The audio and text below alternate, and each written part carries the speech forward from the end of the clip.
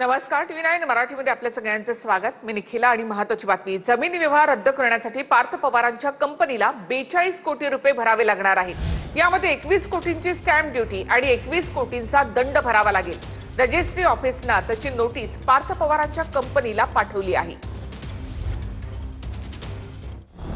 पार्थ पवारांची अमेडिया कंपनी आणि शीतल तेजवानी यांच्यामधला व्यवहार रद्द करण्यासाठी अमेडिया कंपनीला 42 कोटी रुपये भरावे लागणार आहेत.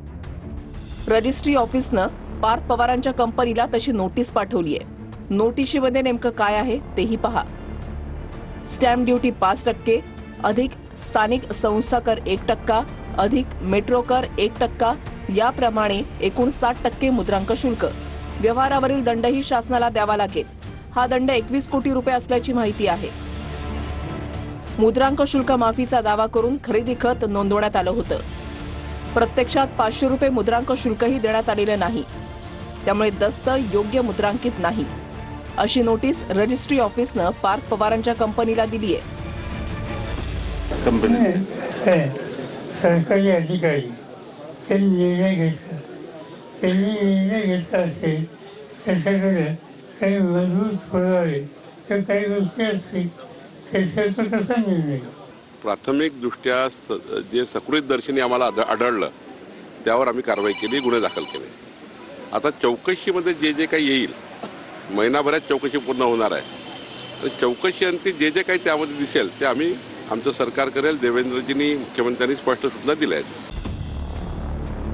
कोणतीही सरकारी जमीन खरेदी करायची असल्यास 75% नजराणा द्यावा लागतो. पार्थ पवारांच्या मीडिया कंपनीच्या बाबतीत 300 कोटींमध्ये व्यवहार झाला हे समोर आलंय आणि अशा वेळी 300 कोटींचे 75% म्हणजे 225 कोटी होतात. यामध्ये स्टॅम्प ड्युटी आणि दंडाची रक्कम ऍड केली तर 225 कोटी आणि 42 कोटी असे एकूण 267 कोटी होतात. याचाच अर्थ 300 कोटींच्या जमिनीचा व्यवहार रद्द करण्यासाठी एकूण 267 कोटी भरावे लागू शकतात. आपण फक्त स्टॅम्प ड्युटी पुरतं बघतोय. तो 42 की 41 कोटी हा भाग वेगळा आहे.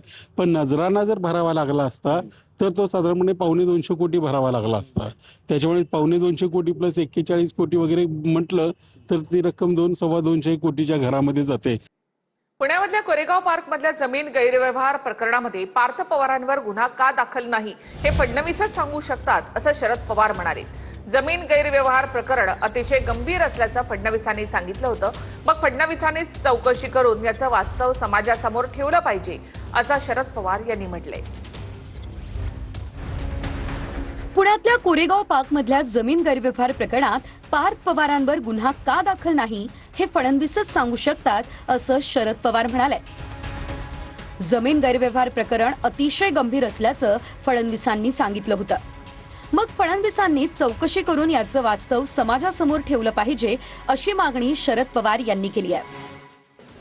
महाराष्ट्राचे गृहमंत्री याचं उत्तर देऊ शकते आणि देऊ शकते.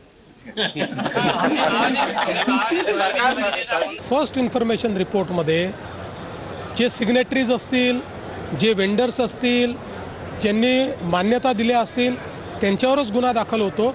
त्यामुळे जे काही त्या कंपनीचे ऑथराईज सिग्नेटरी होते, ज्यांनी हा सगळा व्यवहार केला, त्यांच्यावर गुन्हा दाखल झालेला आहे. पुण्यातल्या जमीन व्यवहार प्रकरणामध्ये सुप्रिया सुळेंनी पार्थ पवारांबद्दल सॉफ्ट कॉर्नर दाखवला होता. पण ते सुप्रिया सुळेंचं वैयक्तिक मत असू शकतं असं शरद पवार म्हणाले. मी पार्थची सकाळीच बोलले. जेव्हा मला ही माहिती आली तेव्हा मी पहिला फोन आधी पार्थला केला की बाबा रे काय ही बातमी मला समजून तरी सांग. त्याचं म्हणणं आहे आत्या मी काही चूक केलेली नाहीये आणि माझ्या वकिलांशी माझं बोलणं झालंय. तर जर वकिलांनी बोलणं झालंय तर ते वकील कदाचित सगळे कागदपत्र घेऊन तुम्हाला क्लॅरिफिकेशन देतील. सुप्रिया सुळे म्हणतात की पार्थ पवार असं करतील असं मला वाटत नाही. असं त्यांचं मत असू शकतं. सुप्रिया सुळे म्हणतात की पार्थ पवार असं करतील असं मला वाटत नाही. असं त्यांचं मत असू शकतं. पार्थ पवारांच्या कंपनीनं खरेदी केलेल्या जमिनीचा व्यवहार रद्द झाल्याचं अजित पवारांनीच सांगितलं होतं. या व्यवहारात एका रुपयाचाही आर्थिक व्यवहार झाला नव्हता असंही अजित पवार म्हणाले होते. यावर पुण्यातले सामाजिक कार्यकर्ते विजय कुंभार यांनी आक्षेप घेतलाय. यामध्ये ते जे काही डॉक्युमेंट झालेले होते ते सगळे कॅन्सल करण्यात आलेले आहेत. जो काही व्यवहार झालेला होता तो कॅन्सल करण्यात आलेला आहे.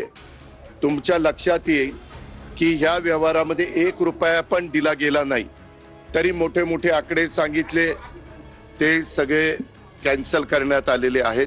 पैसे न देता व्यवहार केला म्हणजे त्याच्यामध्ये कुठेतरी मनी लॉन्ड्रिंगचा प्रश्न येतो. आणि इतरही अनेक गुन्हे त्याच्यामध्ये, म्हणजे रेव्हेन्यूचे गुन्हे त्याच्यामध्ये आहेत. मग अशा स्थितीमध्ये तो व्यवहार रद्द केला तरी गुन्हा रद्द होत नाही. आपला पक्ष तर चोरलाच, मतं तर चोरलीच, आता जमीन पण चोरायला लागले. मुख्यमंत्री कोणी असला तरी त्याची गय केली जाणार नाही. चौकशी समिती नेमतील, क्लीन चिट देतील, विषय संपला. झाले की नाही? तसंच होतंय. किती प्रकरणं काढायची यांची? आता अजित पवारचं जे वक्तव्य आहे की अरे तुम्हाला सगळंच फुकटचं पाहिजे, हातपाय हलवा ना जरा. मग तुम्ही हातपाय ना हलवता, अजित पवारांनी सांगायचं जमीन मिळाली ना तुम्हाला. काय हलवलं होतं तुम्ही की जमीन मिळाली फुकटात तुम्हाला? पक्षामध्ये बी ऐकत नाही. ते मुलं काल ते म्हणले मुलं मोठी झाली आता ते ऐकत नाही. हा यावर आयुष्य 2 दिवस अगोदर मी की दादांचं कोण ऐकत नाही. आता हे मुलगा बी ऐकत नाही. दादा म्हटलं ते मोठे झाले आता मला नाही, ते अर्थ तोच होता. मी ते बरोबर 2 दिवस अगोदर बोललो की दादांचं कोण ऐकत नाही. पण तो चूक झाली. त्याला शेवटी त्यांना असं चोरी करायची आणि दुसऱ्या दिवशी माझं नाही ना मी चोरी झाला पैसे असं नाही होत. ह्याच्यावर ऍक्शन झाली पाहिजे, सगळ्यांवर झाली पाहिजे.